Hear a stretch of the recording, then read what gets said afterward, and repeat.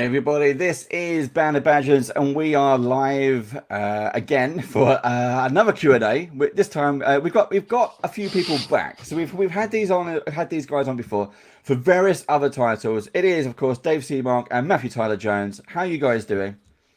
We're doing very well. Yeah, really good. Thank you. Yep, good. Now, what you might not know is obviously they run a podcast called the Effekt podcast.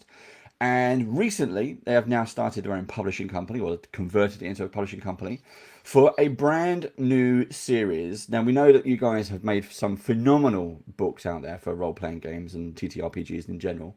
But you got a new book out. Would you like to kind of show the shirt, Dave? Show the shirt. Show the shirt. It is Tales of the Old West is the brand new book coming out. And that, I believe, is the quick draw rules. These are the quick draw rules, indeed. Yes. Cool. So we have that. Where do we have that? We have that here. Don't we? Down there. There we go. There we have. So if you follow that link, and for those of you joining us live, you'll see it in live chat. Go check it out. It is free. I think it's about 50 pages. Is that right, Matthew? Nearer 60, I think. Actually, by pages. the time 60, 68 or something. By the time we've got all the character sheets at the end and stuff like that. Cool. So it's good value. I've got to say, at free, it's excellent value. Yeah. The reason I've got this one here is because we're going to do a print-on-demand version as well. This is a proof. It's not going to come out for a while because, as is always the case with proofs, when you see it in print, you spot all the typos you didn't see when you saw it in PDF only. So I've got to do a chunk of work on the layout for that, but it won't be free, obviously, as a print-on-demand. You're definitely paying that one, but the PDF will always be free. Yeah, cool. And what it gives you is it gives you the basic rules that you need to run the game. It gives you enough of things like talents and the like to play the characters you've got in the back, and it gives you a scenario set in a fictional town called Carson's Folly, which is in the northwest of New Mexico, and your characters have got there are certain challenges that they'll face in that scenario, which is called the Last Chibbolero. Cool. No spoilers, and there won't be any spoilers in the adventure you're running tomorrow either, Dave.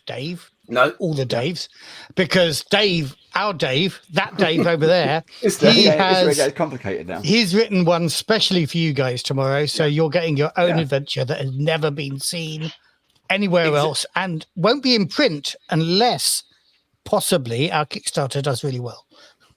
We're hinting at a lot of things there. So we're going to slow down a little bit and let you, the audience, thank you for joining us. Thank you for joining us live. If you have questions for Matthew or Dave, up there somewhere, there you are. Oh God, this is silly, isn't it? I'm going over there. I don't know why. You just have to point upwards. Just point upwards. There's Matthew and there's Dave. There we go. We'll work it out. So if you have questions, do shout it out into live chat. Just type away and we'll ping your questions up on screen. If you happen to be watching this on YouTube, you can ask questions, but it's kind of too late. It's already happened.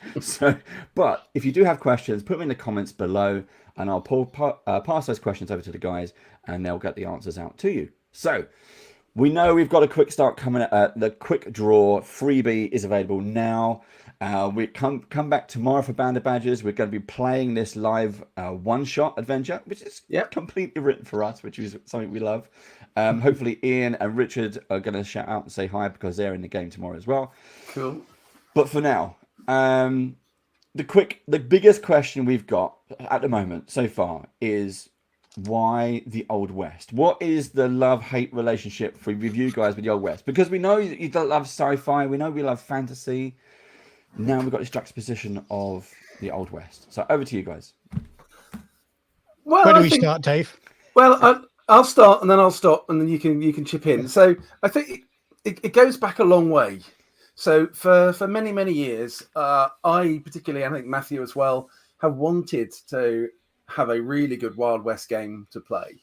And I went through the process of like doing my own back in the day, a long time ago. It was fine, but it never really caught on. It wasn't quite what we're after, but this is like 25 years ago.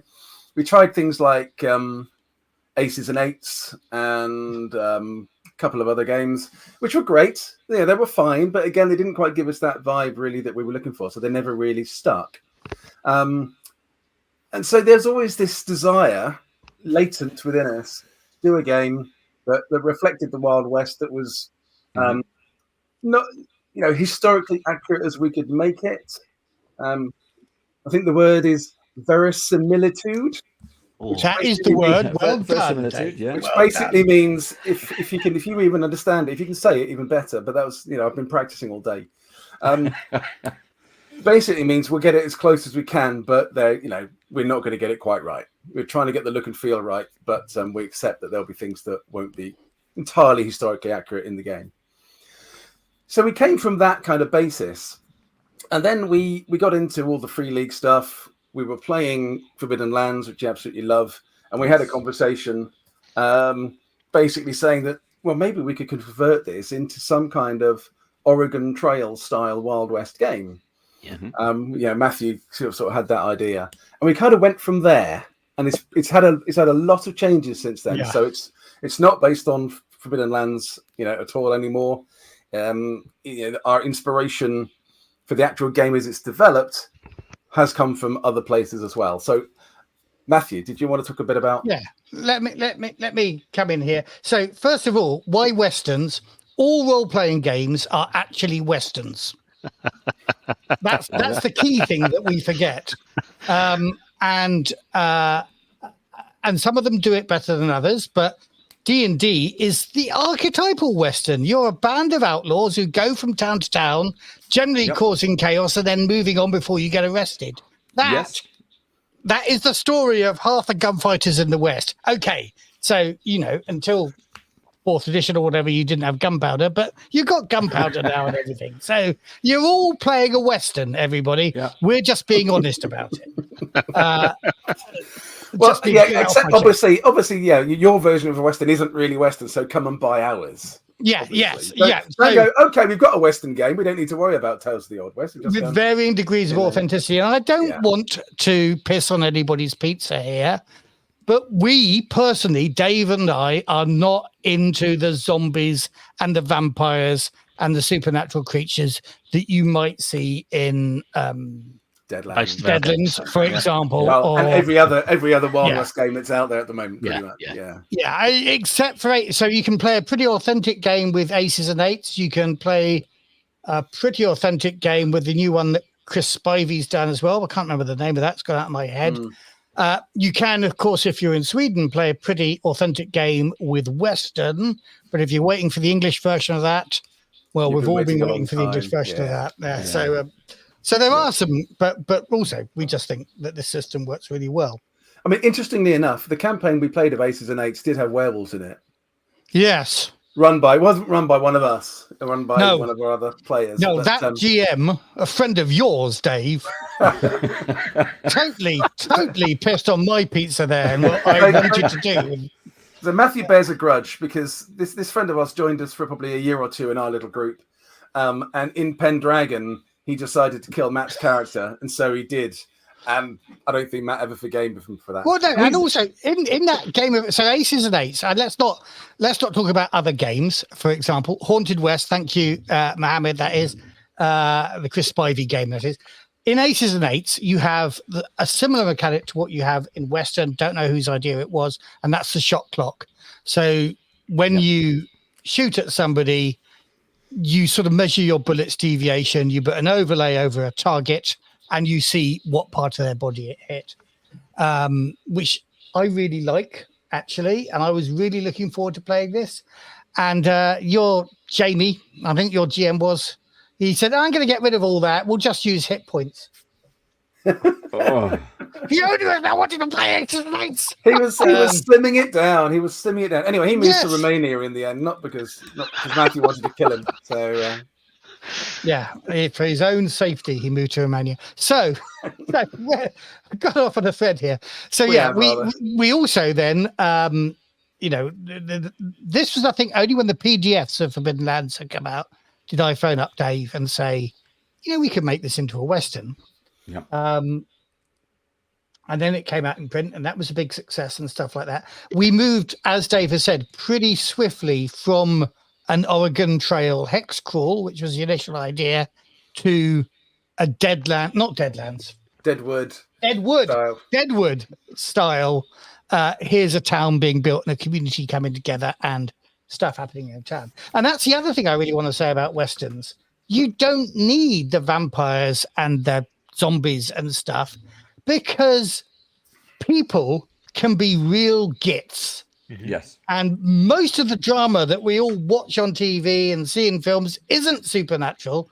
And it's not supernatural because actually people can be real gits. And the Western is about, I mean, I think my critique of most Westerns, but I can point to some specific examples in literature and film if you want to later on. Most Westerns are saying men are pretty crap and can't talk about their feelings. And that is, that's where most Western drama comes out of. And we can play that in this game, actually. That's what we're trying to do. We've got Gentle Ben. Yeah, Gentle Ben. That's the an easy Western there. The same person shouted out earlier. We're gonna bring this up as well because we were talking. We love. There is still sci-fi. We love sci-fi. Here we go. So the game feature. I'm not answering that mechanical. question. You already did in chat. I saw you. Giant mechanical steampunk spiders. Just asking. But yeah. And there's also Cowboys Andy, who is the person who posted that and who knows us very well from very, very many years ago, is just is stirring the pot. And lovely to have you here, Andy. But do you want to go and do something more interesting? Off you go, mate. See you later. Bye. Nice seeing you. Yeah, I mean, actually, Andy raises the point. This is not. We've talked about vampires and zombies, but it's also not the Wild Wild West. It's not steampunk Wild West either. It's not aliens. It's not steampunk. This is a gritty, very similitudinous kind of recreation of the West in the 1870s, which is what we're aiming Dave for. wants to say authentic, but I won't let him say authentic because it's not authentic because we're making it up. No, we're not making all of it up. We've done an awful lot of work and a lot of research. But the system at the table is that the table makes stuff up. Yes. When they're playing, that's what role playing is. Therefore, you can't have an authentic role playing experience because you are all of you sat around the table making shit up, Dave. We've had this argument before. Okay. Don't make me have it on this show as well. No, you're boring me already, mate. I mean, Anyway, the point I'm making is we're trying to give it the look and feel of the Wild West of the 1870s, and we're not hiding anything. We're not whitewashing anything. We are reflecting the real history, and we want to explore that. Some of it's pretty grim. We don't want to revel in it, but we're not hiding from it as well, because a lot of the drama in the Wild West comes from exactly that history, and we want to make that drama fun in the game. You got Andy there saying you've done a bloody good job. So yes, well done on that. So we're moving it from. Sorry, go on. I was going to shout out. We've been talking about the system, but the system, as we know it to be, is the 0 year engine. Yeah, zero correct. Engine, even. Yeah, zero engine. Yeah. The 0 year engine. Yeah. Year zero engine. The year zero. Year zero. So that's another important point. Now, when that came out in Kickstarter years and years ago, we're talking about Forbidden Lands now. Yeah. They ran out of stretch goals because, of course, Free League, they're phenomenally successful with all their Kickstarters. Yeah. And some wise person suggested that they produce an open license for the Year Zero engine. So, of course, that wise person gave us the ability to make a Western game of our very own. And I can't for the life of me remember. Can you, Dave, remember? Hey, Dave, take him off. Incredibly wise and erudite person was. Matthew has just sat here for the last, how long have we been going? 15 minutes, 10 seconds, taking credit for everything. Well, because it's all my idea. I'm gonna shout out about something. So when we see you guys at UK Games Expo, we've bumped into you now for the past few years. We love hanging out with you. We love buying you a cup of tea and doing all that silly stuff. Matthew has always been really, really reserved. But at this year, he's really, really hit another level of social outcry. Coming on here, shouting out is fantastic. But at Games Expo, we took part in a Dragonbane tournament against the Free League. Matthew was the host with the most. He was absolutely amazing through the whole thing, even when things went wrong. He did not. We want to see him on Blankety Blank. That's what we want. A TV show with Matthew as the host. We want a game show. We want that. Bring back British game shows. Put Matt on there. That's what we want. I gotta say, it was great he's... fun running that tournament, and part of what made it fun is all the various teams. It was brilliant. It was the best. It was the best event there. It really was the best event there, and we went to a lot of events for those 3-4 days. With that comment, Dave, are you saying that Matthew is Lily Savage or Terry Wogan? or Les Dawson? Yeah, or Les Dawson. Yeah, definitely more Les Dawson. He's got the hair of Lily. No, I did. I don't want to blow my own trumpet, but you're going to blow your own trumpet. I'm businesslike when I'm at the stand because I'm selling shit. But when I'm performing, I do pull it out of the bag. Literally, yeah.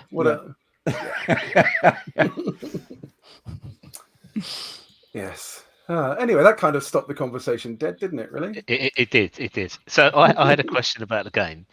Yes, that's what we're here to talk about. So you said went from an Oregon Trail to a Deadwood town-based thing. So did you originally think it was going to be more resource management based for the Oregon Trail style? I think broadly speaking, we were looking at pretty much a pretty straight translation of Forbidden Lands. So Forbidden Lands is all about resource management. But I think you've got to give Dave credit for this one. Dave,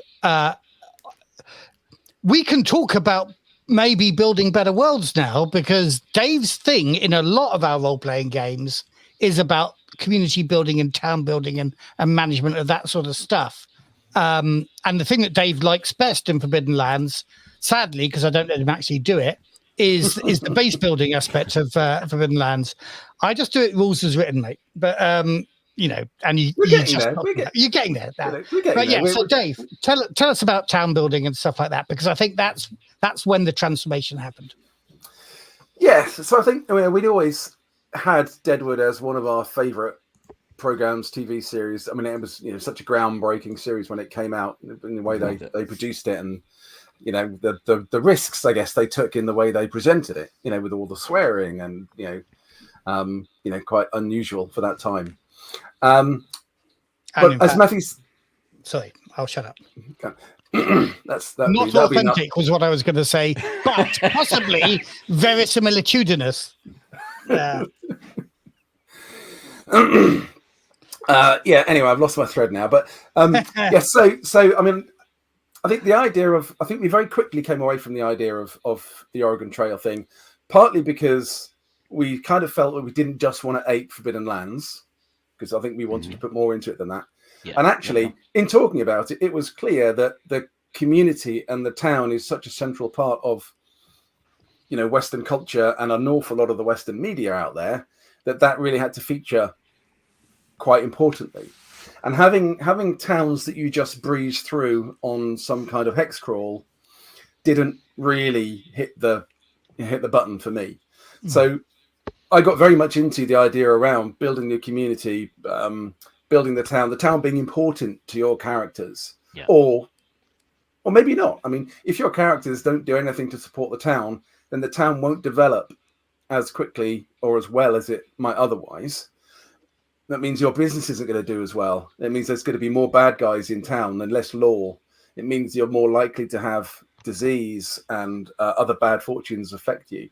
Whereas if your characters really get invested in the town and work, and sacrifice stuff and invest money even in making the town a better place, making the community more coherent, then that town will develop and prosper more quickly, and therefore your business will do better and your town will grow. And so I loved all that. So we did a lot of work on the mechanics around that. And that just led very much into the whole character-driven, town-driven. The town itself almost becomes a character in the game, and it becomes really important to you in that sense. And you can develop it or not, as I said, depending on how your players want to play it. We've in our play tests, we've got some groups who are pretty grim people, pretty evil people, but they still support the town because the town is their base. And even though they're doing evil things and newcomers to the town are, in some danger if they don't conform, shall we say, they're still supporting the town. So they're still generating. We have a concept called settlement points, which are a bit like experience points. So if your characters do something that is specifically sacrificing something or beneficial to the town, they can earn a settlement point. And when they gain enough settlement points, they can gain extra amenities in the town. We can talk a bit about how that works in the game a bit later if you like. But, so even the bad guys love the town because it's the cover and the base for all their bad stuff. So the town still prospers because they're working in support of the community, even though they are like the gang lords of that community. The other, one of the other playtests we've got, they're all decided to be good guys. Right. And they are working very hard to be good for the town. They did something inadvertent that made the town not like them very much. In fact, almost run them out.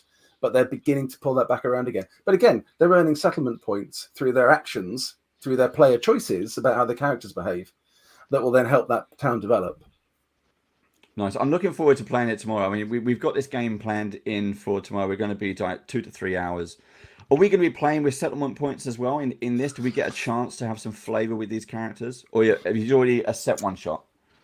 So it's a set one shot. We could talk a little bit about how it might work. And given like the 24 hours I've now got, I could do something around giving you a sense of how the town works, actually. But what you're going to be in Albuquerque. Here's a little map we prepared earlier. Nice. So this is blown up because we're going to be running some of these games at Tabletop Scotland in September, and these are going to be player aids for that convention. Yeah, there's an example there as well. We've got it on the screen. Yeah. So tomorrow's game is set there. I won't give anything away about it now. No, I'm looking forward to it. Yeah. We've got so I'm just going to shout out again. So everyone who's joining us live, if you have questions, put a question, a capital Q or capital question in question, something like that. Put it into live chat and it will come out and we'll shove it up on the screen for the guys to answer. So do get that out across. Cool. Now we're also going to be showing off some artwork. We've got some bits and pieces, and as we just mentioned, we're going to be back tomorrow for a live game on this as well. So stay tuned for more. Do you want to talk a bit about the classes that you have? Classes.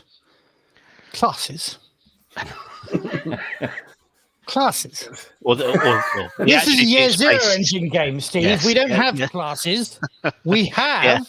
If you want something like a class, then we can give you an archetype. And an archetype. Just to answer X's question, yes, is the answer to that. So. Yes, they do. They would let you play Gene Hackman in Unforgiven if that's the character you wanted to do. Obviously, just to bring us back into the conversation, Exius, if you wanted to be the Gene Hackman character, then there's every chance you'd choose a lawman archetype and you'd build your character around that. But we've got effectively 3 forms of character generation. You could do pure point buy. Spend some points on skills, spend some points on your attributes. So not skills. So it's attributes and abilities in this game. Attributes and abilities, yeah. Attributes are your personal stats, your quickness, your grit, your dexterity, and your cunning. And your abilities are your skills, and we've got 16 of those. Right. Cool. And you can buy some talents as well, depending on how old you want to start playing. You start with 1, 2, or 3 talents. And your second or third talent come at the cost of removing a point from one of your attributes as you get older. So that's kind of the way you're going to start off with. You can do it purely by point buy if you want, or we're going to have some archetypes in the base game. And I can imagine that the Kickstarter campaign, will have more archetypes added. Because what we want to do with your archetypes is to show you different ways of doing that. So, for example, we may have a tracker archetype. And we, in fact, I think Dave, Band of Badgers Dave, I'm always assuming... one of the layout pages you've got may well be sort of an early go at one of our archetype pages. Let's have It's a got look. three people on it, and with that Uh, archetype, we basically it spends half your skill points and tells how many more you can allocate. Yeah, so the one on the right hand side here on the screen is our tracker archetype, and we're just showing you that there can be three very different character concepts that come out of that tracker archetype, but that gives you a set of skills to choose, a set of abilities to choose, attributes half filled in, and you can spend 1 or 2 points here and there to just personalize the character, and it gives you, again, over the page it would do, but you don't see it here, it would give you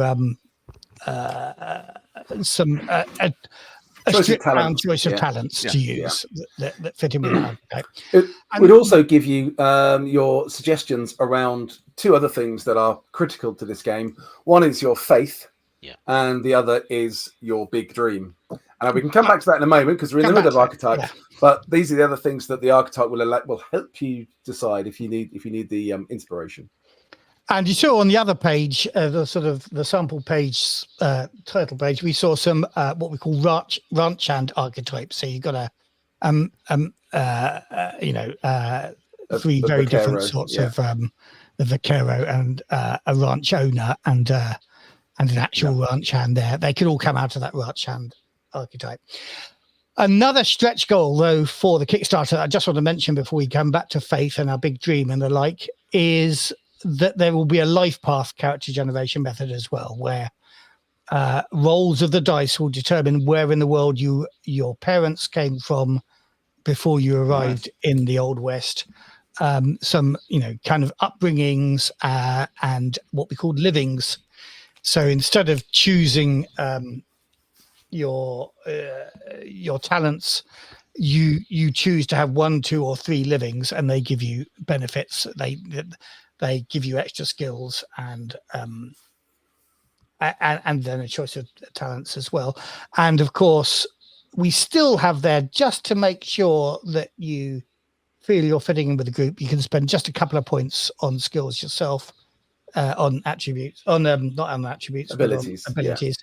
And we've also got what we call the group concept. So for binding all these disparate characters together, and you say, but we all want to be ranchers or we all want to be outlaws, then there's some guidance for turning all these disparate characters into a cohesive group. Yeah, and the idea behind that is if you've got players who want to play, a family who are now homesteaders, or they want to play a bunch of friends or cowboys who have been riding the range together for a long time, then these group concepts immediately allow you to do that. It will give every character in that group a personal bonus, and you'll get a group concept bonus, which it might be for a homesteading family, you'll get a homestead, and there are rules about how you manage your farm and the like as well. But that allows the players, if they want to start off with, we want to play Little House on the Prairie. Great, you're going to be a homesteader, so here you go. Here's your group concept. So how many archetypes have you got at the moment? You're mute, Dave. No, I'm not. Oh. I didn't hear what you said. How many archetypes have we got at the moment, Dave? Well, I think we've got 10 planned, but I think some of those will likely be stretch goals. So I think we've only got 6. I think we might start with 6 in the core book, the original offer, and then add some more ones. Only the really popular ones to make people give us more money. So if you want to be a lawman, make sure you give us enough money to add the lawman archetype. That's up at 1 million. When we get to 1 million, you get the lawman. 1 million. You could do the stretch goals around building those iconic characters, couldn't you? Like the Gene Hackman or. Well, you get 2 million. Get 2 million. We'll get Ian McShane to come over and kiss you on the cheek or something like that. Come and swear for us. We'll do a one shot with Ian McShane. That would be cool. And he will be allowed to say, am I allowed to say the words? I'm probably not going to, but all the, all the words. All the words that he used to say Deadwood, he could say that on that game with obviously a adult content warning at the start. Now we've talked about the archetypes. We talked about the game engine. I want to talk about combat, because combat is this is where we've got a lot of artwork. We'll talk about the artwork, but there is, of course, we'll show this again. This is the quick draw rules. It is free now on Drive-Thru RPG. You can download this. It's a 50 to 60 page, somewhere in there, 56 pages of content plus an adventure, sample adventure. Go and check it out if you haven't already. So how does combat work in this game? Can you give us an overview of that? Well, the first thing I'd say is we call it conflict rather than combat.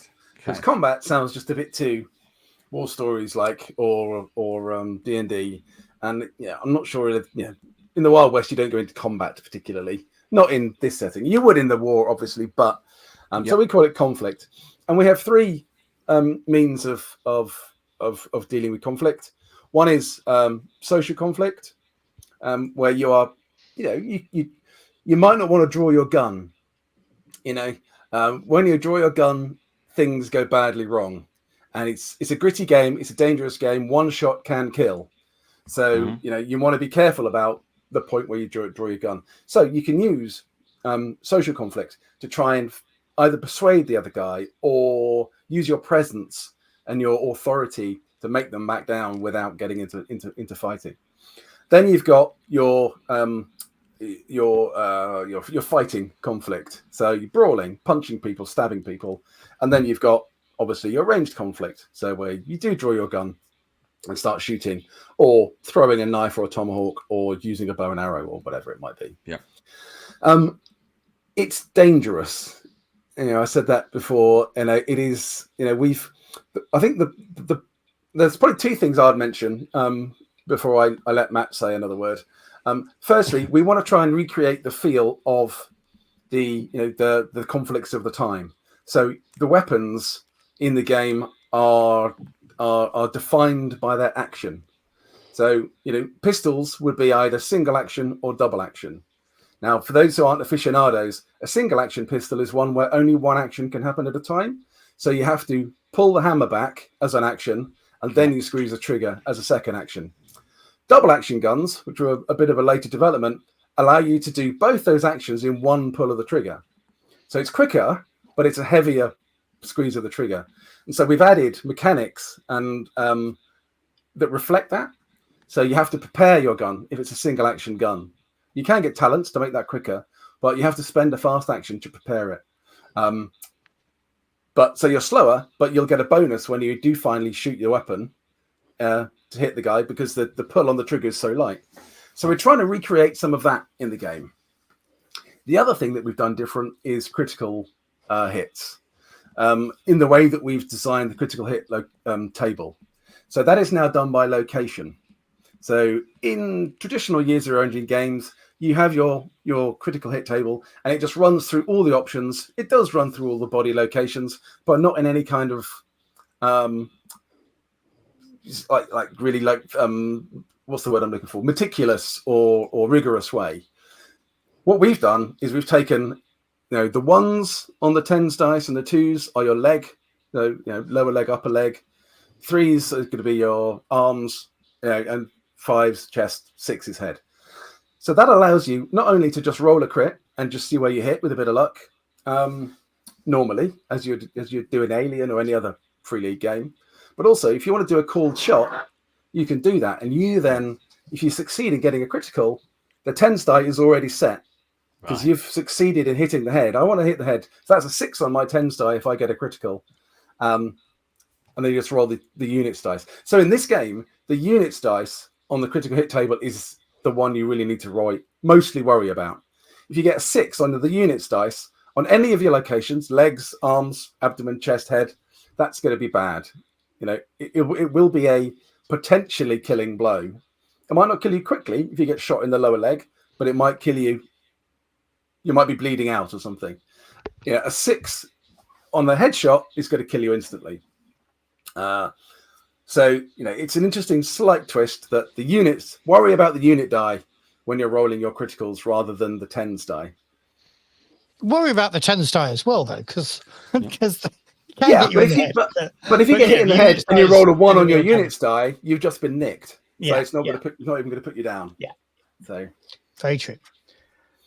We did get into even more detail. So there's a comment that you just flashed up there about, the level of thought in the show. I will say, just as an example of the level of thought, we thought about looking at the different ammo types as well, because the end of the 19th century is really interesting. You've got cap and ball, cap and ball guns like the early Colts, and you've got more cartridgey type guns and things like that. So we did think about different load times and things like that.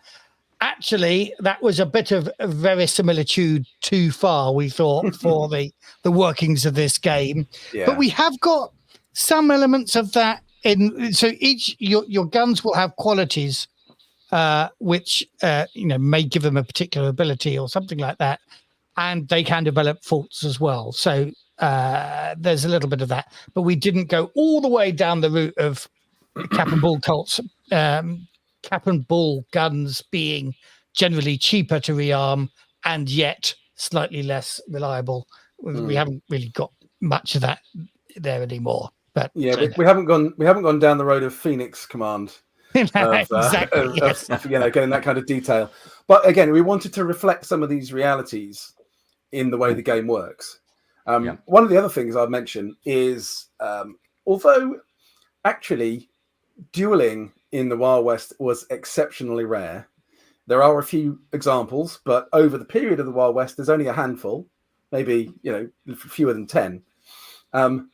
It's such an important part of the whole mythology genre. of the West. It's so iconic of the mythology of the West. Yes, thank you, Matthew. That we had to keep it. But I really like what we've done with it. So if you get into a duel, there are 3 elements to that moment as you're drawing your gun. First is the face down. It's the bit in the movie where you're just looking at the eyes of the guy and you're staring at each other. You see the bit of sweat dripping, down their eyebrow. And you get to make a presence test, which is one of your abilities.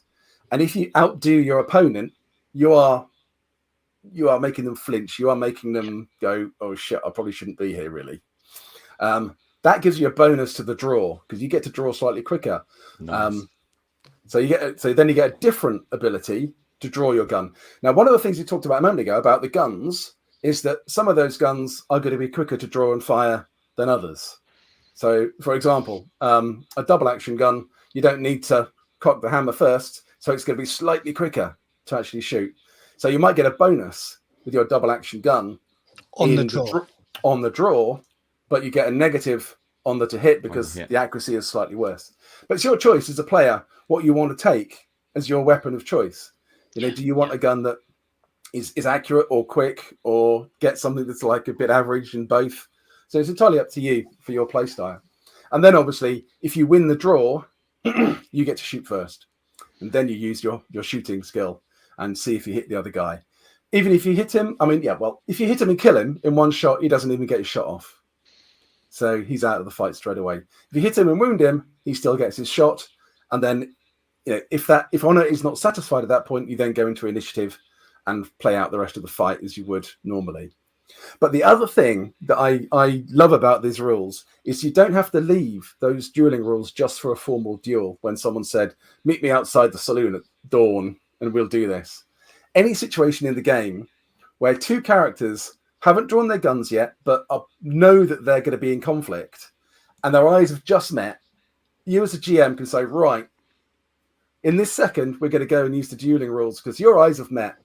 Now you're going to try and very quickly use your presence to get ahead of the guy. We're then going to draw because you haven't drawn your guns yet, and then you're going to shoot. So those rules can be used in other situations that can really add a bit of tension to that moment. We've got a question on that as well. There you go. So if you lose that Britain presence on the duel, can you bow out of the duel?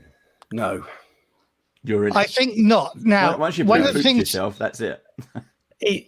There is an interesting mechanic that we have in our social conflict in that you take social damage as well. You have your 2 stats, your wits, your cunning, I should say, and your docility, and they will take damage in most normal forms of social conflict.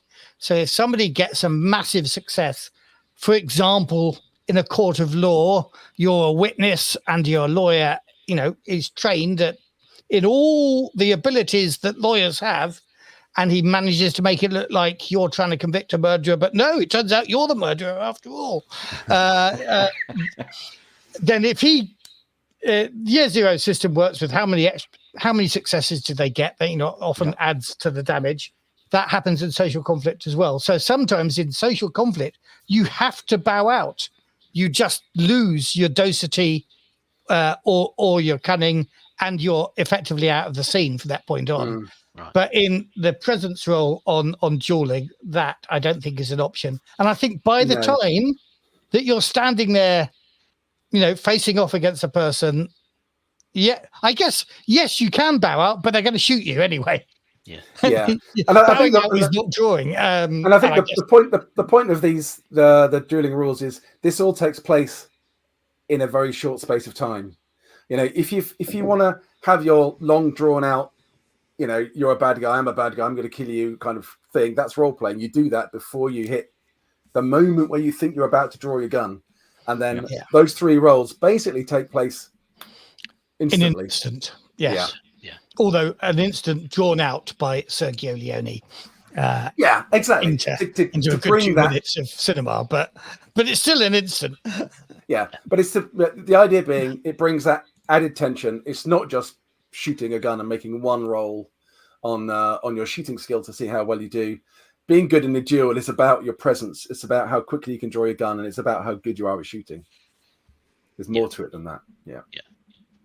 We have some other stuff that's come in the live chat. There's been people have been talking about the artwork. So what I'm going to do is quickly bring up some stuff. Matthew, do you want to talk us through some of these screens? Sure enough. Yeah, I'm happy to do that. Here we go. So we've got 2 artists working for us here, and this is a piece by Thomas Elliott, who is brilliant. He's done loads of work for Games Workshop. He's since then left that company, worked with somebody else as well. Now he's freelance, so he's quite expensive, I have to say, for us. So let's not talk about commercially sensitive things on this thing, though. But worth it. Yeah, but he's definitely worth it. And this is one of his pieces. Now, the idea behind our artwork is, my idea behind the book that you'll get in the Kickstarter is almost like a found artifact. Yes, it's got the rules obviously in it, but I want to make it feel like somebody has drawn in it, and it's some textbook that some surveyor or something has been carrying across the American West with him, and he's drawn on all the spare spaces on all pages, just in pencil or with a bit of watercolors and stuff like that. And so everything's going to be essentially black and white, but we'll use those color spreads for the beginnings of chapters and things like that. This is our other artist. This is Malin Sanderberg, who we feel has got a complementary style. Huge fan of Red Dead Redemption. So that's what's got her into the West. Very, very into researching the costumes and stuff like that. So she'll be doing, I think, probably in the end the majority of the work, because she's great. Yeah, great. But these are all Marlin's images that you're just showing there, and they're superb. And those are all from the Quick Start. Actually, most of the art, apart from one piece, including the cover of the Quick Draw, is by Malin. Yeah, they are superb. We got that as well. And that's another Thomas one then. So that was in fact the first piece we asked Thomas to make for us. Yep. And a kind of proof of concept. So that's a pen and ink one. And these are some of his wildlife drawings that we will obviously. There'll be an animals chapter, and these are some wolves. But I imagine we'll see these, because he draws some lovely nature shots. Yeah, and we'll see these scattered throughout the whole book as well as in the animals chapter. Yeah, there's some fabulous stuff recently that's come through. There's an absolutely superb one of a rattlesnake. Mm-hmm. There's a really good one of a puma, mountain lion. Yeah, there's just some great stuff. I didn't show those ones very with lucky you, Dave, because they need a bit of cleaning up beforehand. Because we need to, because being pencil sketches, they're kind of smudgy and you can see the paper. I need to make the paper invisible so that the paper. So they're actual genuine paper sketches. They're not like digital sketches. No. Okay. Wow. So does that mean that you'll be able to keep the original sketches, put them on a frame, stick them on the wall, that kind of thing? So that's the way that Thomas works. So there will be some stuff, and in fact, he's not sent them to me yet, but he did say in his original agreement that he'd send us all the sketches. Now, so he works first of all on paper, then he digitize it. So the coloured pieces, I think, are coloured digitally, but the drawings are definitely all on paper. So and I don't know, it may be a thing that we may have some tier where you could get an original piece from him in the Kickstarter. I've got to think that very carefully because I don't want to find myself short of artwork because I've given it all away by the end of the Kickstarter. But there may be an opportunity or win some in some competitions or something like that. But yes, there could be frameable pieces of paper. We've got a couple more pieces from the mock-up pages as well. Let's just quickly bring these up on screen for you as well. Let's have a look. I mean, this is beautiful. I know it's got an old bald guy there with a sideburn tash, but that's not an old bald guy. That's Ellis Rockcliffe, and he is a bad man. So. But he looks at spoilers, Dave. Spoilers. Archetypes. He's a patron. He's a patron, Dave. It is superb. Yeah. You may find out that he's not everything he seems at the beginning of this, but this is from what will likely be a sample adventure that we will book in the final book. Yeah. Cool. And this is and funnily enough, this particular scene on the other side, on the right-hand side, was actually a sketch that Thomas had done before I met him. I saw him and I thought, this is the man we need to be doing our illustration. And that's one of the things. At that point, it was just a pencil sketch in his notebook. It had a blooming great, crease down the middle where he'd done it across 2 pages of his sketchbook. So we had to get him to redraw it so that we could do that one. But yeah, that's actually kind of the piece that got our attention and the thought of using him as an artist.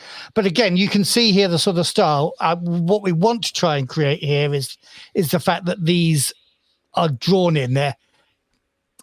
I don't think it works quite as well with the color spread. So I think the color spreads will be right across the pages up to the end.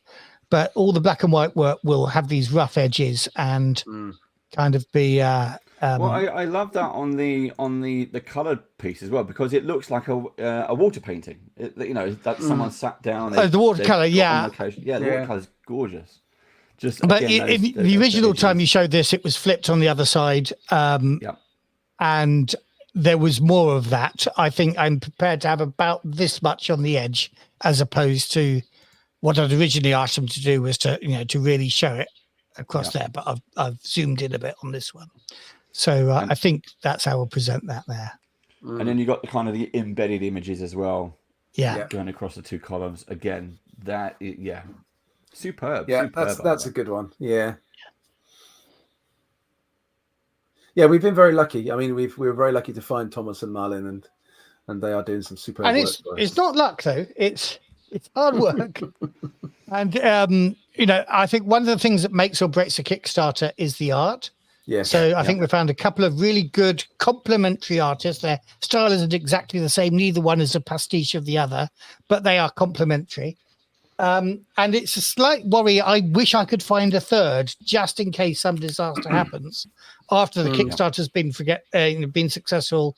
We've got all our money, but we haven't quite got all our art. I'd hate for a bus to run down either one or even both of these. Well, I'd hate for a bus to run them down anyway. Well, yeah. I know. But I'd especially hate for the bus to run them down after we got the Kickstarter when we were saying, right, it'll be out by, whenever. I mean, our objective is to try and get as much of the artwork done or commissioned and in process before we do go to Kickstarter. Yeah. But, I mean, we won't obviously have it all done by then. So there will be some left. afterwards. Now, for those of you watching live, we are going to end this in about 10 minutes. So this is the last 10 minutes. If you have questions for the guys, put it into live chat. We can hop around. We don't have to stay on topic. This is going to be the last 10 minutes. We will finish at 10 o'clock UK time. So get those questions in the chat. We've talked a lot about the Kickstarter, the crowdfunder. We don't have to be using Kickstarter, so the crowdfunding. Yep. What else do you think? What are your wishes to put in there? You mentioned tiers. Is it going to be, and we mentioned archetypes, what you start with, so when we hit certain levels, we might be able to put in some more archetypes. What else? What other kind of things are you going to like able to play with? Are we going to get the usual things? Are we going to get some dice, some cards, a card deck? We mentioned aces as well. Bullet dice. What kind of things could we do? Possibly. So one of the things we haven't talked about mechanics wise is the cost of pushing, which involves a concept called trouble dice. And a trouble dice are the first 5 dice you roll of any dice pool. And so that lends itself to having, maybe 5 dice that we can sell as a stretch goal or as a thing that you can get as a stretch goal. So, but it's our first Kickstarter or our first crowdfunding, possibly Kickstarter, possibly somewhere else. And it just worries me a bit that I don't, and I'm an old man. I've been here since the beginning of this kickstarting crowdfunding program. I have seen the disasters of things like, let's say, 7th Sea, 2nd edition, Call of Cthulhu, 7th edition, where they went overboard on the physical rewards and in the end found that they were bankrupted by simply posting those. So they can't do it. Yeah. Dave suggests a thing and I go, no, that's going to cost us extra money.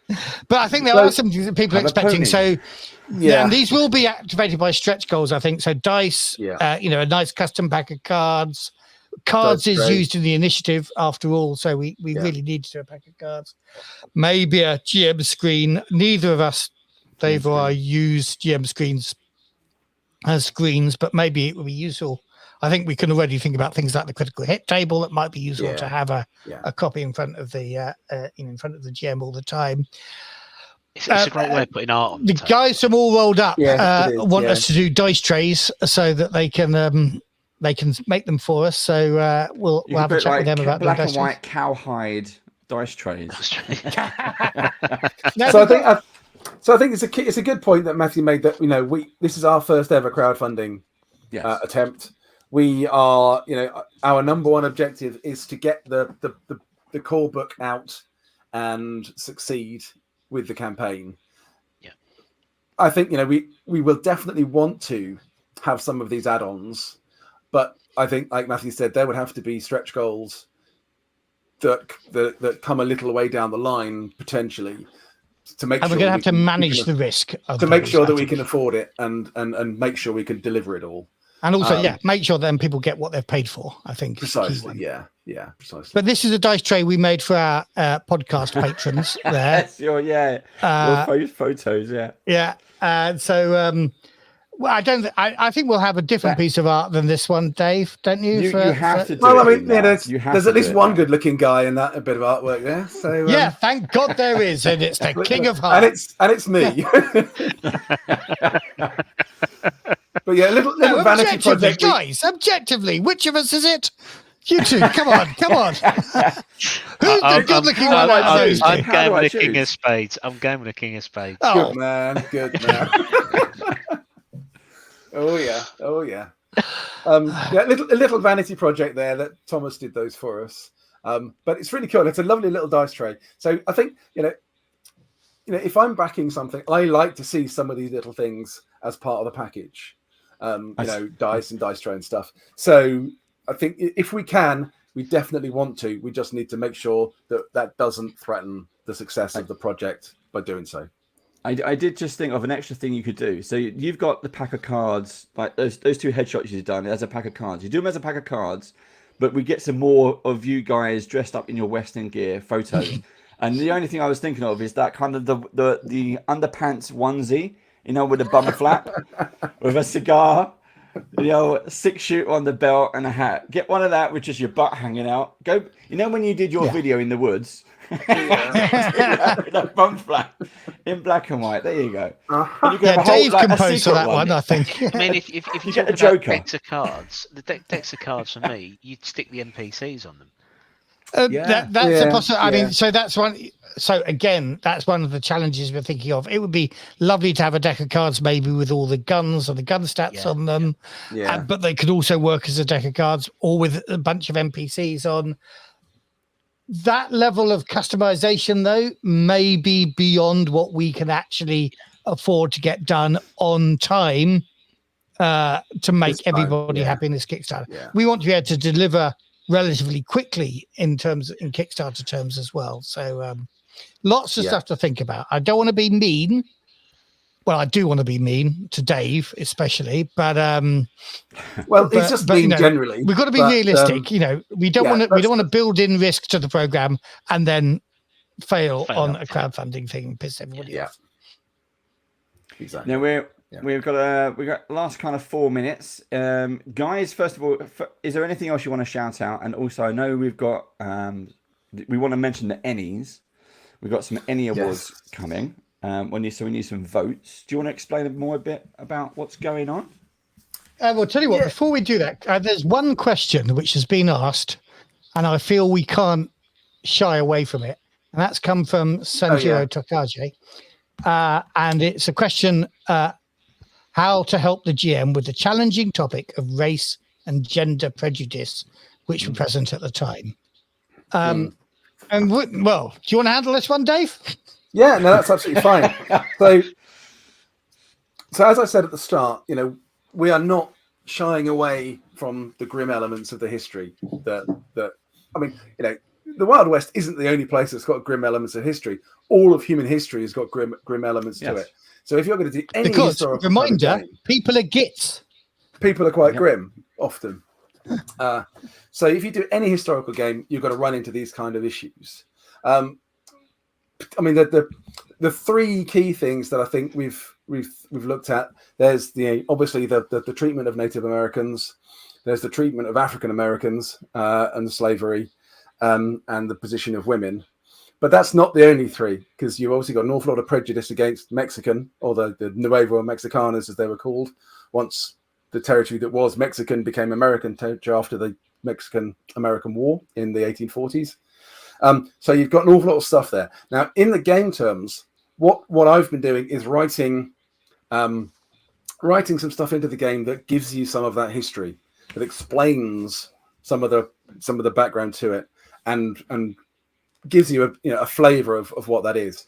We don't want people to revel in this kind of stuff, but we don't want people to shy away from it either.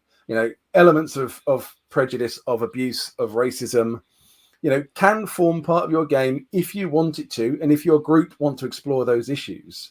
But we don't want, we're not encouraging people to revel in those elements of history. We're not encouraging people to revel as, racists against African Americans, or, to have all their games as hunting down the bad guy Native Americans because they're all evil. No, not at all. We're very keen. We've done a lot of work, a lot of research on Native American tribes, and their endonyms, the names that they gave themselves.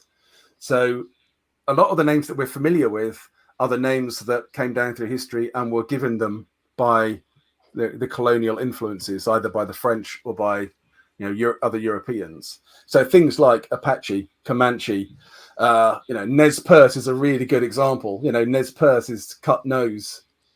French called them that because of their tribal traditions. But they came down and said they are common names that people understand. But we want to make sure in the game that people also recognize, that isn't the name they gave themselves. And here's a list of the names that they gave themselves, as far as we as amateur scholars can define it, because it's very complicated in many areas. But what we're trying to do is be open and honest and give that information, so people can kind of decide for themselves. And if they get interested in it, they can go and do some of their own research and read some of the books that we might recommend, just to give them a better sense of that history. So we don't want to shy away from it. We want to confront it and lay it bare, and have people learn a little bit from it. Yeah. And I think one of the key points that we say right at the beginning of the book is your player characters, by sheer fact that they're player characters, they are extraordinary. So there is no limit of race or gender to what you want to play. The West, and well, we say the West makes you, but actually you're making your character, so you can make your character whatever it wants to be. And again, part of the attraction of the life path system of generation is that literally you can come from anywhere in the world as you come to the West. So, and we've given you a little bit of feedback there about what's happening in different regions around the world that may well influence your upbringing and then your work in the West. And yes, So it's a tricky issue. It's one that we recognize right at the start, and we want to manage effectively. We have engaged sensitivity readers to help us with some of this stuff, and we've taken their advice on board. So hopefully we've got the balance right. If people think we've got it wrong when they look at any of it, then please tell us. We're keen to learn, but we've taken it very seriously, because a lot of those issues, and maybe uncovering the depth behind some of those issues, is what really drives some of the best stories in the game. So, for example, the last playtest we did, the core problem was that the player characters thought a couple of children had been kidnapped by Native Americans. Now they go and chase them down, and they prevent a combat happening. They prevent the army attacking the Indians. They recover the children. The bigger story was not as clear cut as that. It's not just good and bad. The Native Americans had got the children off the bandits that had attacked the caravan and killed their parents, and they were looking after them, and they were well cared for. But if you zoom back to, say, a 1960s movie, the cavalry would ride in, save the children, and all the bad Indians would get killed. So we're trying to uncover the deeper elements of those stories. It's not as black and white as that. Yeah. Cool. Then we're going to move on to a quick, as we wrap up now, a quick change of topic and a boom boom moment, because I just thought about this. We're going from cowboys to aliens. That's not happening in this game, but exactly. Boom boom tish. I'll let you have that. That was really bad, but I liked it. Ennies. So, Dave, you want to explain about the Ennies which are going on at the moment? Yeah. So again, I'm super chuffed that Building Better Worlds for Alien RPG by Free League, which I had a very, very big hand in writing, has been up for 2 Ennie awards. One is the best cartography, which is brilliant. So I designed all the maps in the book, with the exception of the star maps, and another fabulous guy called Stefan Isberg actually turned them into proper good, quality professional maps in the book. So that's great. I'm really excited about that one. We are up against Dragonbane and some other very, very strong contenders. So who knows whether we'll win it? But just being nominated is superbly, humbling. Cool. And the other one is also up for best supplement. Again, I could wipe the smile off my face at some point. It's just brilliant, and it was great fun working on it. Big team, obviously working on it, but having such a big hand in it. I'm very lucky, and fingers crossed. I've surreptitiously placed the awards over this shoulder that Building Better Worlds won at UK Games Expo. So fingers crossed for more wins. But and it's very well deserved. And from the both of you guys, is there any kind of teasers you can do as well? I mean, we know you spend a lot of time on Tales of the Old West. What else is what else is in the pipeline from you guys? What other stuff are you working on? Are you allowed to say anything else? Is there more alien stuff out? We've got Coriolis. What we got coming and going? From Free League, I don't think Dave's working on anything, but you've got some exciting news about Conan, haven't you, Dave? So yeah, we can't speak for Free League on Alien stuff. So you have to wait for them to to obviously to announce anything. What's next for that. I've been working on the new Monolith Games Conan RPG that's just been announced a couple of weeks ago. Yeah. So that was fun. I mean, I didn't have a huge role, but I wrote 4 scenarios for it, which is a lot of. I was delighted to get the chance. It was great fun, and it was such good fun writing those Conan scenarios. It was, I hesitate to say it was almost easy going back to fantasy. It's cool. But it was great. I mean, listen to that publisher said, do it for free. But I mean, easy is possibly the wrong word. I think I just really enjoyed throwing myself back into a fantasy setting because I haven't written anything for a fantasy setting for a very, very, very long time. Not that kind of pure fantasy, anyway. Yeah.